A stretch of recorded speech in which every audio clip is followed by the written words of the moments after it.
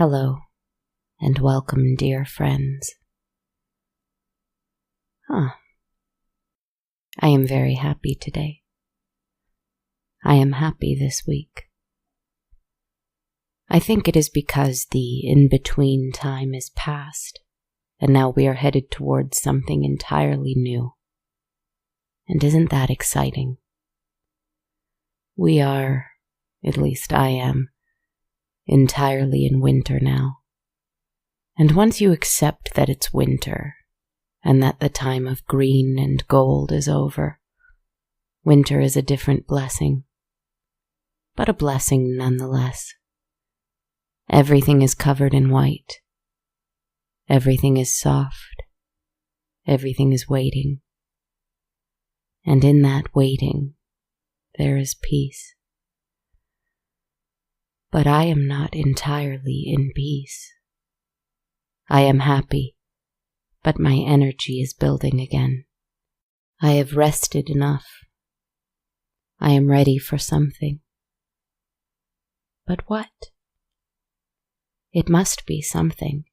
I feel that something rustling in the woods, active in the trees, even in the quiet of a snowfall. For the snow hasn't stopped falling for days now. There is something here, something waiting, something mischievous, even if it is within me. There is something here, and it is new, and I am already in love with it. So I went out from under the ground and up above into the fresh air, which felt cold in my lungs but didn't feel uncomfortable. Once I accepted the cold, it no longer stung or hurt. Once I accepted that I am a creature of ice and snow now. I went to that lake I've told you about many times. The small one, in my forest close to where I dwell. It was entirely frozen over, somehow. Already. I walked on top of the lake.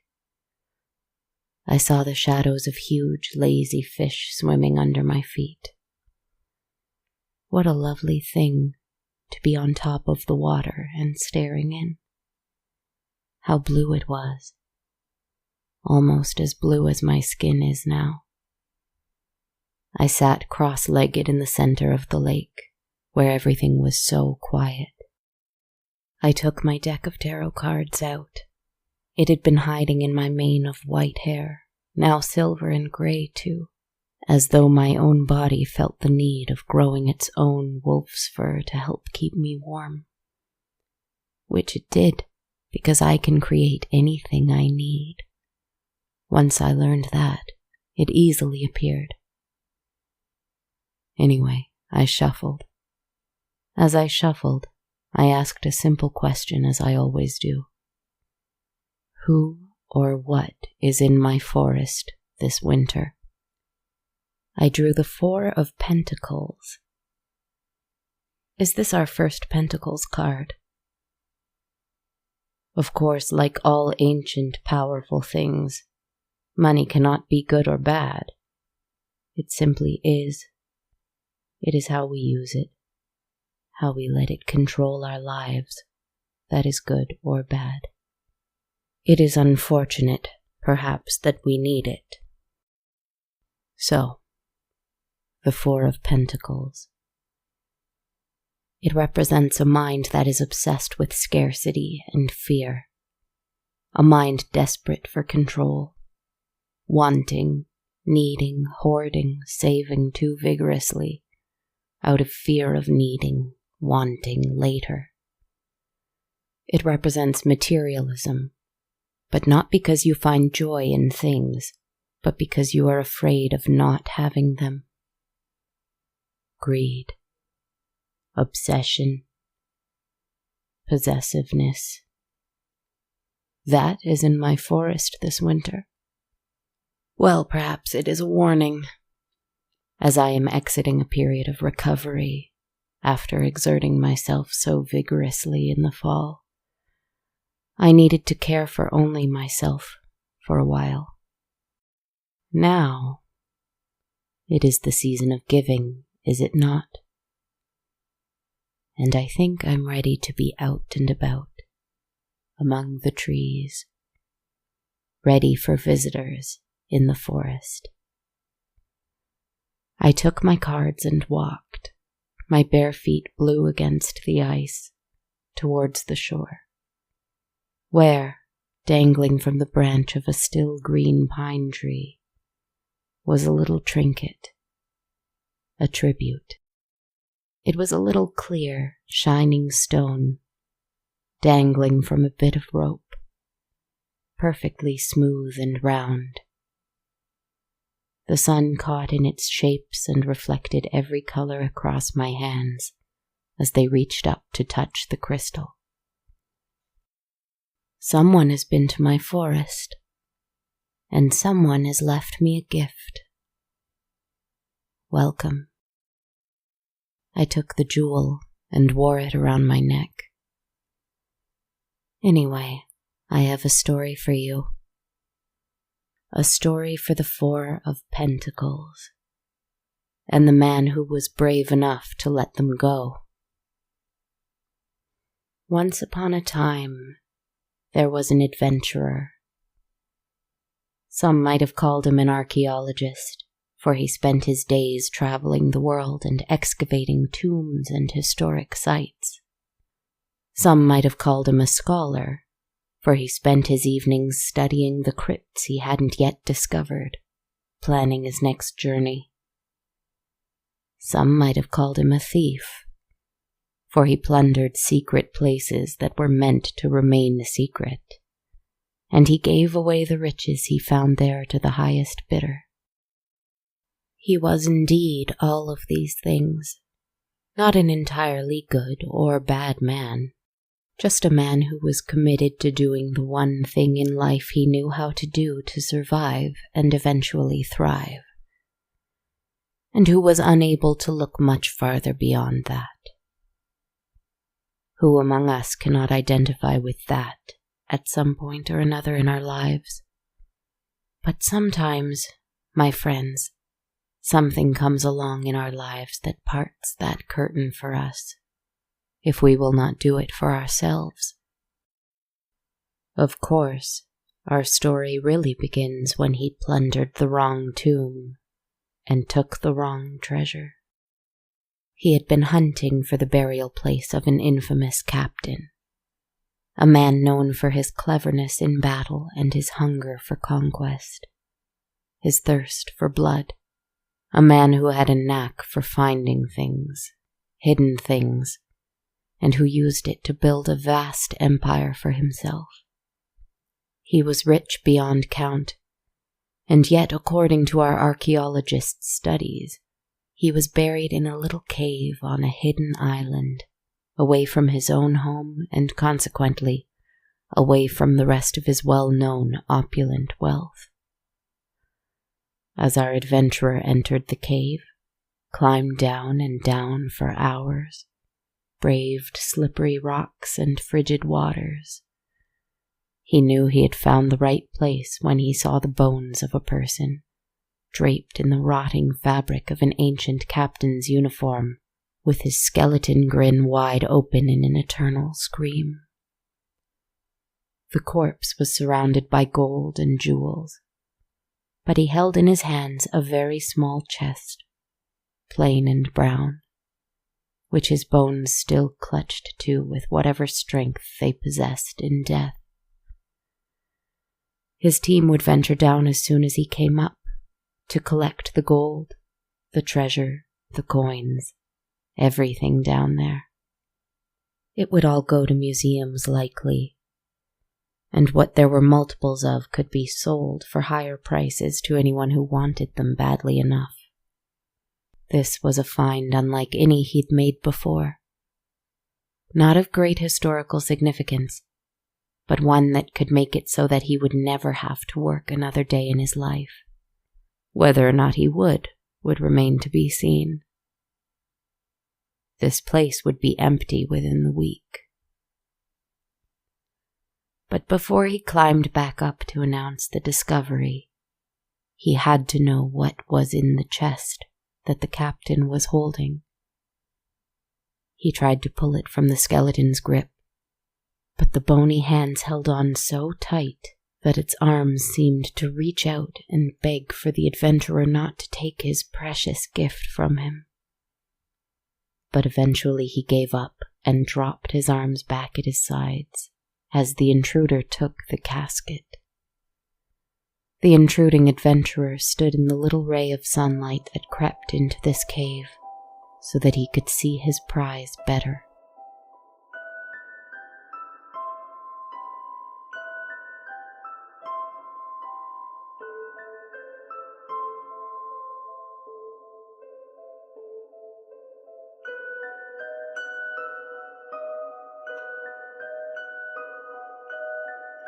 In front of him there were 4 stones. They were raw, uncut. They had pieces of gray or brown rock, dirt that had been pulled out of the earth with them. But hidden away in that rock, shining and full of every color of the rainbow, was an opalescent stone he had never seen before. Smooth in some places, sharp in others, purple here, green there, red here, blue there. Every color reflected through these stones, and the light bounced that color off of them and right into our adventurer's heart. He found that he could not look away.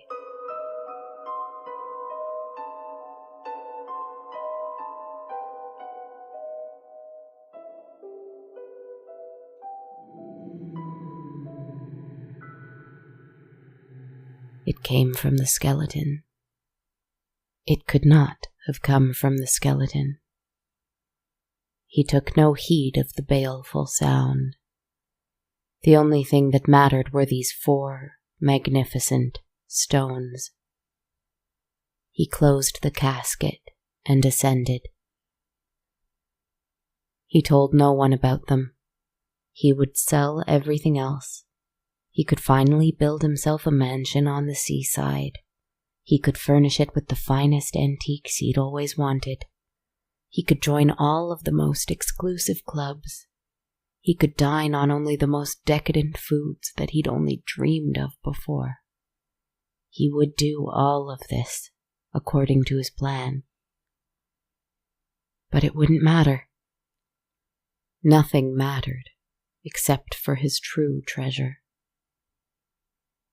He began to understand how the captain had gained a reputation for being bloodthirsty, hungry for battle, violently possessive of his treasure. He began to understand the stories of him murdering for his riches. It was all for these beautiful, shining things, these entrancing stones. It was for this. And now, this adventurer had them in his grasp. All night, alone in his home, he would worry over them, fuss over them. He hid them under his bed. He would not make a display case for them. He would not create jewelry from them. He would not have a geologist inspect them. All things he would instruct someone else to do if they were in his shoes. They were for him, these jewels. They were his. That was all they were for. 1 year to the day of his discovery, he sat in his humble bedroom in front of the chest. He opened it, and he stared at those stones. You see, he never did buy that mansion. He never did buy those antiques. He didn't join any clubs or dine on any delicacies. All he did was sit there and stare at those jewels. He could afford to do nothing but sit and stare after his discovery. He only needed to survive. He was not concerned with thriving, because for one entire year, every single night, he was plagued by terrors. Every night he would lie in bed and pray for the deep sleep that would never come. Instead, what came every night was that captain. The adventurer lay in bed until he would inevitably hear the sound of his closet door creep open. He would hear a pained sigh, heavy footsteps, and the sound of the chest being pulled out from under the bed. He could hear the chest being opened, and then the sound of wailing. All night long, every night. If he managed to sleep a little, he would have dreams of that cave.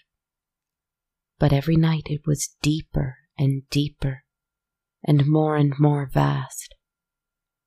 The treasure all around him was greater than when he had even discovered it.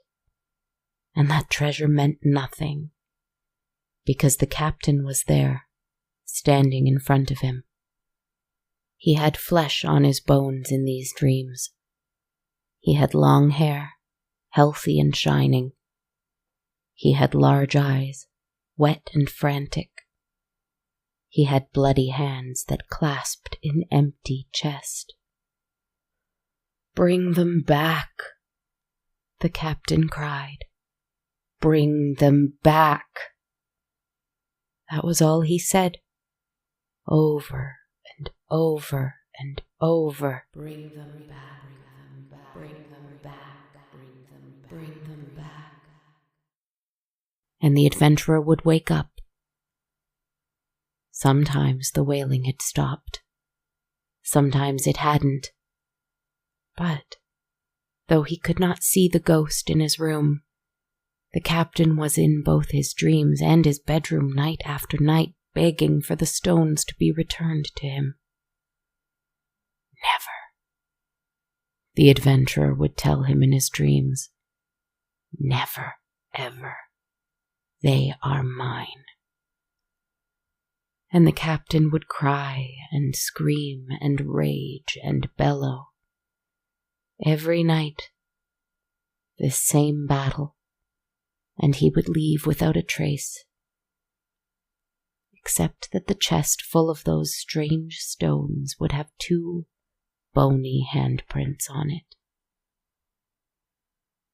1 year from the day he discovered them, as I said, he sat in front of the chest in his room, and he opened it, staring at those stones. Hardly any sleep for an entire year. He barely ate anything, and he was only a shadow of the great adventurer he once was. Now he was almost a skeleton himself, rotting away, staring at treasure, his own life dwindling away. For the first time in a year, he felt perhaps that he could actually see the change the stones had wrought in himself. But so be it.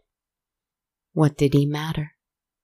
What was he compared to these treasures? He fell asleep that night with the chest in his arms.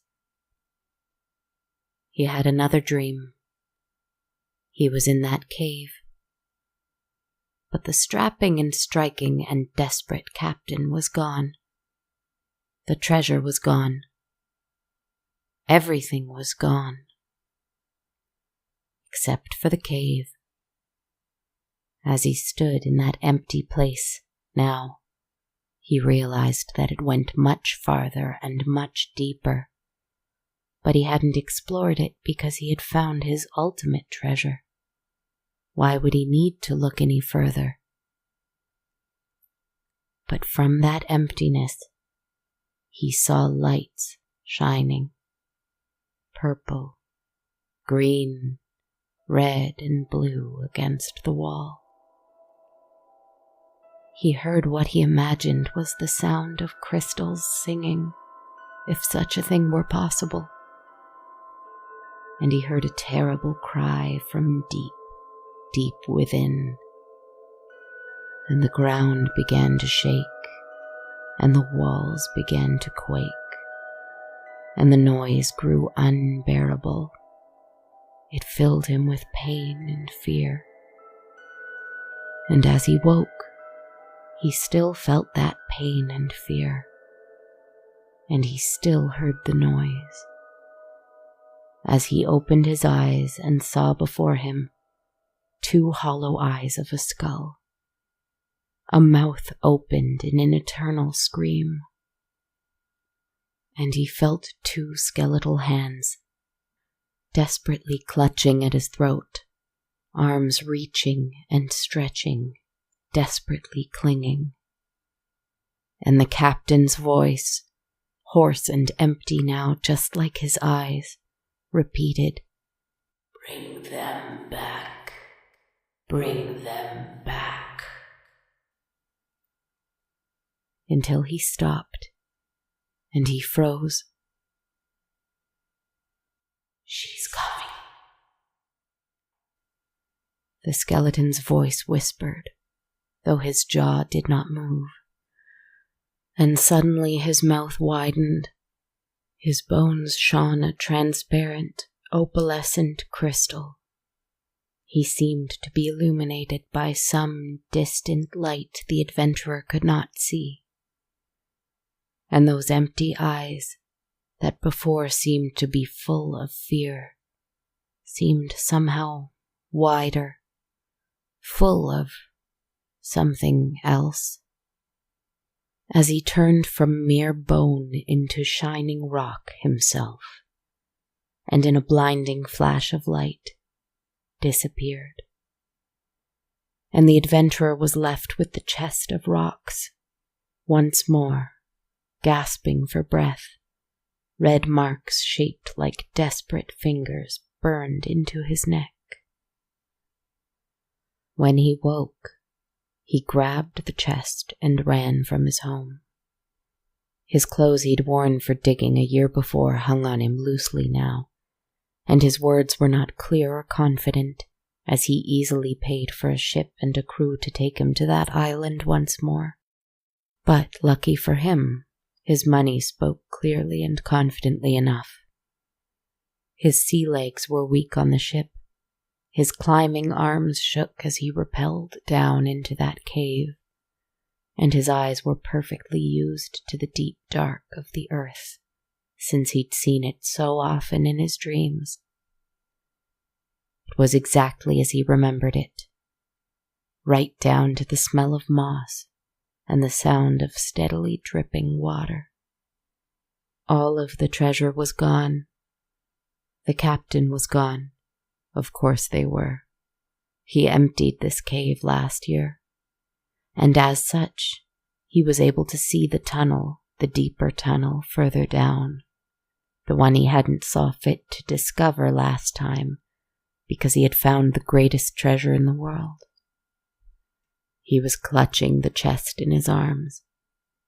Even as he told himself he had to let go, he found it intensely difficult to do so. He had to pry one finger at a time from the wood. And he did. And it fell to the ground and cracked open, revealing the 4 stones. From the emptiness of the tunnel he saw lights shining, purple, green, red, and blue against the walls. He trembled. He heard what he imagined was the sound of crystals singing, if such a thing were possible.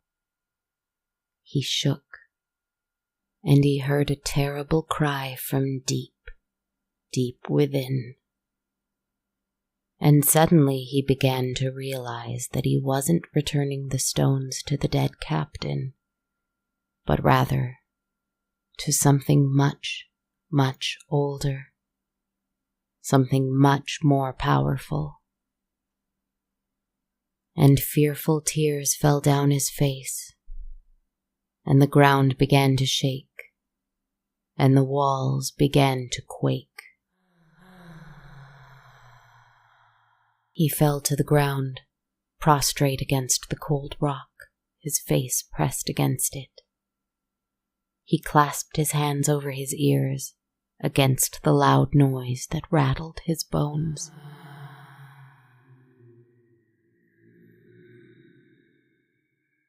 How do I describe what he felt next?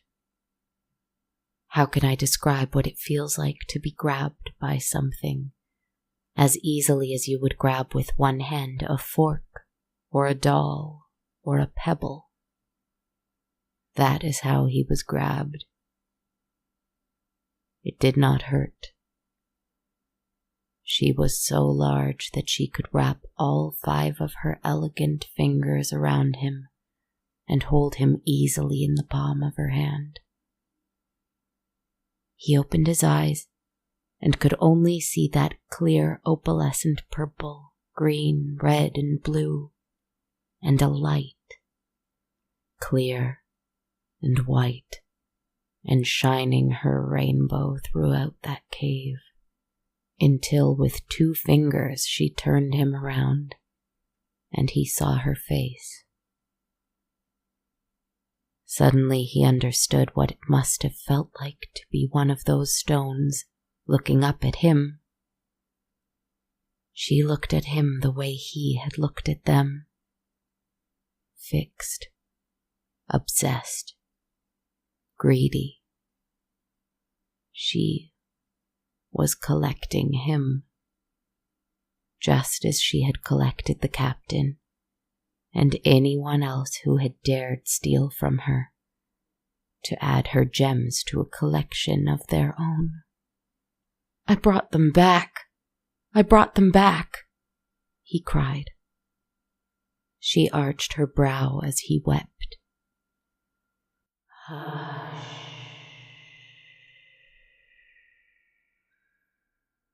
He heard her enormous voice echo. With her other hand, she gently pointed an index finger, as tall as he was, at his heart. At the same time that his heart began to gently vibrate and sing, so too did the stones in the chest. "I will give you what you want." His eyes widened as he thought she might give him even just one of those beautiful stones. But oh, the spirit of this cave had more in mind than that. She hummed a deep and rumbling hum, a frequency that continued to shake the walls and the roof and the ground all around him, so much so that pieces of rock shook off and fell, and bats screamed and flew out of the place. He could feel his bones rattling more violently than they ever had before, so much so that he didn't know if he could take it, if he could live through this. She made his bones sing, and soon his skeleton shone so brightly that it streamed through his skin and surrounded him with their rainbow glow. His skeleton vibrated with the primal, powerful energy of a being so ancient and alone that she couldn't help share just a little of what she had with him, now that he had returned her precious gems. His bones were crystal now, shining, opalescent, transparent. His jaw dropped in a pure expression of awe and adoration. He had loved that power, those colors, those crystals so dearly that she made it a part of him. He felt so much joy, glee, ecstasy, that he could do nothing other than scream. And she screamed back at him, and he glowed all the more brightly for it.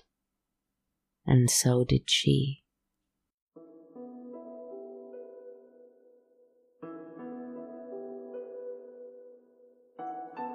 When he awoke, he was above ground.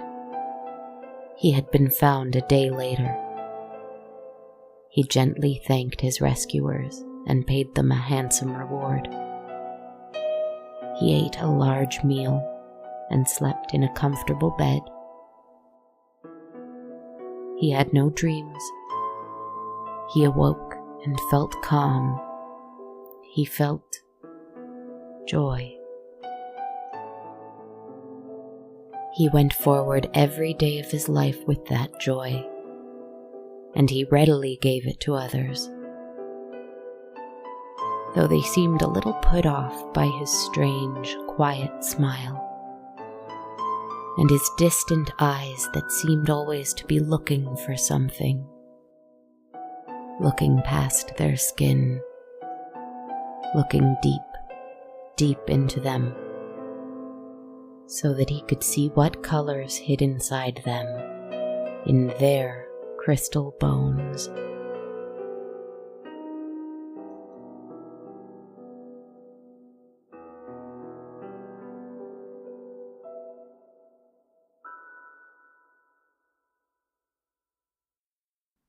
I went back to my little home under the tree roots, and I found the little plastic bracelet a child gave me in the summer. It doesn't match my new necklace very well, but these things are for enjoying, not for keeping. And perhaps they shall both make me twinkle a little more in the forest. And then perhaps someone will know that if they are walking in the woods and they see a glinting light, they should follow it deep, deep, deep into the woods. And just when everything is dark, and they think that there is no one there among the trees with them, they will look a little closer into the shadows, and they will see light dancing off the surface of my cold skin, and they will see long pointed fingers, like icicles, reaching up to them in welcome.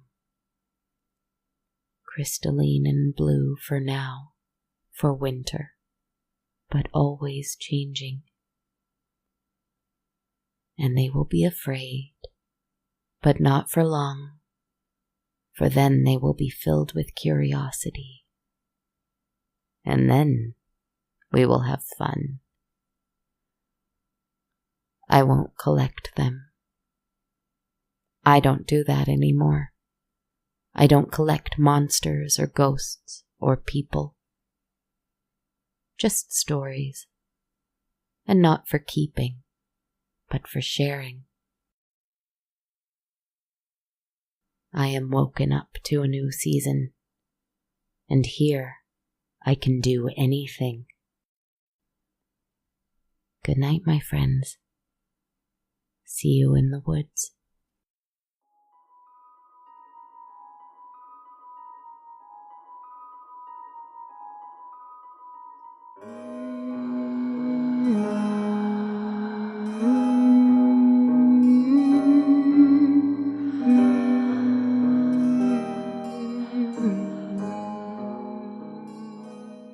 Hello, my friends, and thank you so much for joining me for episode 122 of On a Dark, Cold Night. This is Kristen Zaza here, and if you don't know me, I'm your writer, composer, performer, producer of the show. Welcome to December, my friends. First off, I'd like to take a moment to chat with you about NordVPN. A VPN is a virtual private network, which NordVPN describes as a service that protects your internet connection and privacy online. Right now, you can get 68% off NordVPN. It's only $3.71 a month, plus you can get an additional 4 months free at nordvpn.com/goodnight. Or you can just go to checkout and use my coupon code by entering goodnight in the description box. Again, that's nordvpn.com/goodnight, or offer code goodnight at checkout. Thanks so much, friends. Now on to some thank yous. I'd like to thank Ramon Starboard, my new patron of the show this week, who pledged a monthly amount in support of the show on Patreon. Thank you so much for supporting the show and for listening, Ramon Starboard.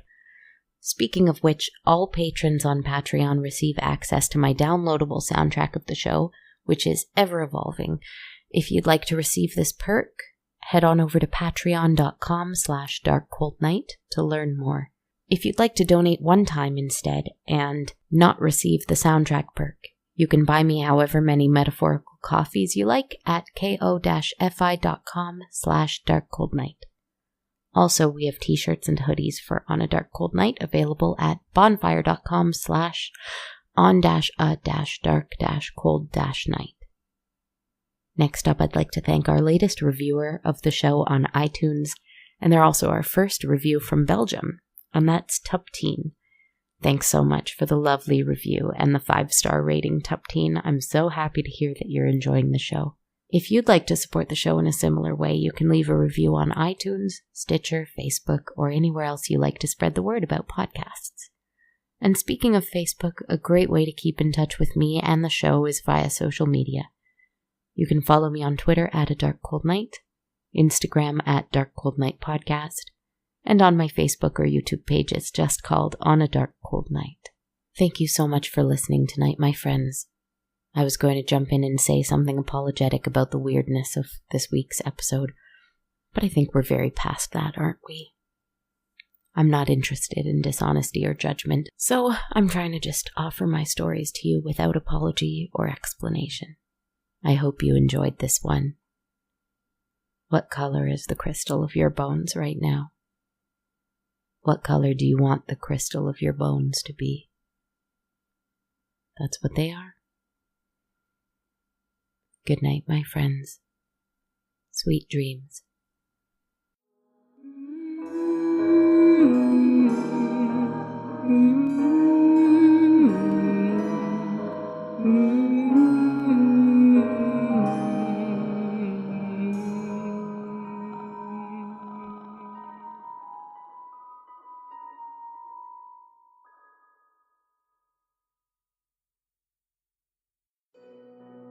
This podcast has been brought to you by the Sonar Network. Sonar.